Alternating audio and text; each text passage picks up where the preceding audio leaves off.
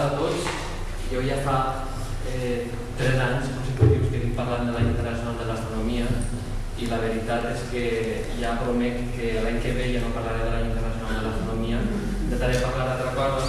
Tant està agafat que en realitat vaig estar a punt de titular la ponència en Reavaluem l'any internacional de l'astronomia i ara que algo així com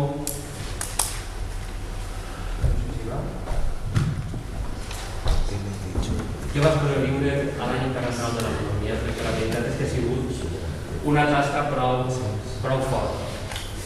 Bé, la veritat és que durant l'any 2009 han fet moltes activitats. S'han dut a terme moltíssimes activitats a tot el món, a Espanya i també ací, a casa nostra. Després de tot el procés sempre n'hi ha que fer dues coses. N'hi ha una preparació, però després de que es fa la feina n'hi ha un procés d'avaluació i sobretot de projecció cap al futur. I això és un poquetet el que us vinc a contar avui. Bé, en quant a l'avaluació, el passat 15 i 16 de gener van tenir la primera reunió nacional avaluadora i es va elaborar un informe final que està penjat en la pàgina web de l'any internacional de l'astronomia. La veritat és que són 163 pàgines, és prou ja, i crec que anime que qui vulgui tindre més informació ahir podrà obtenir-la. En quant als grans números, el número total d'activitats que han fet des de l'any internacional de l'astronomia han sigut més de 3.100. D'elles, podríem dir que han estat al voltant de 2.500 les activitats que han estat inscrites oficialment dins de l'any internacional de l'astronomia, però a banda s'han fet al voltant de 614 activitats de mesura del radi de la Terra, que és una activitat feta exclusivament en cara al que eren els centres educatius.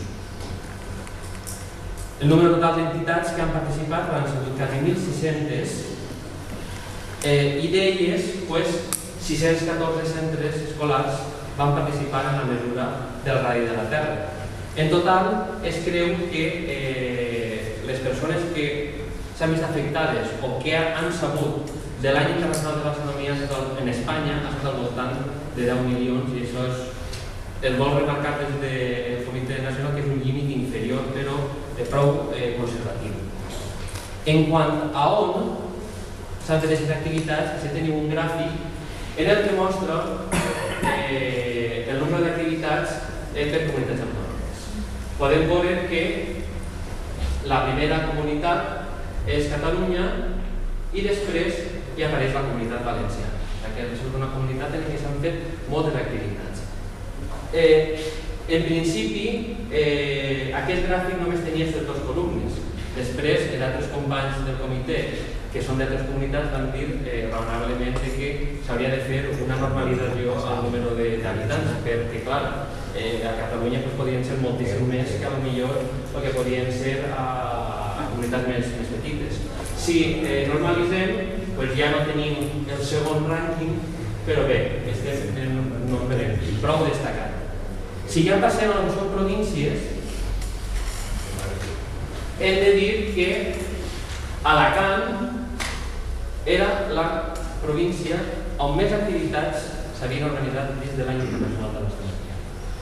Lògicament, quan passem a un gràfic normalitzat, la cosa ja canvia una miqueta, però bé, sí que podem dir que tots els que estem de la província d'Alacant, la veritat és que estem molt contents de que hagi sigut una cosa molt dinamitzadora.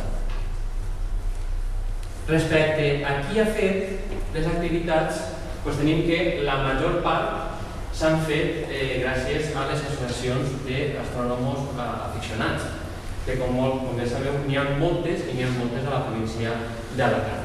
També, encara que així aparega 89 a centres d'ensenyament, la veritat és que han sigut més de 700 si tenim en compte tots els centres que han participat en l'activitat de la mesura del radi de la Terra. Sobre quan podem destacar que han sigut quasi totes concentrades en 2 mesos. La primera d'elles és el mes d'abril, que va ser quan es va fer una activitat que va estar el major temps possible. i sobretot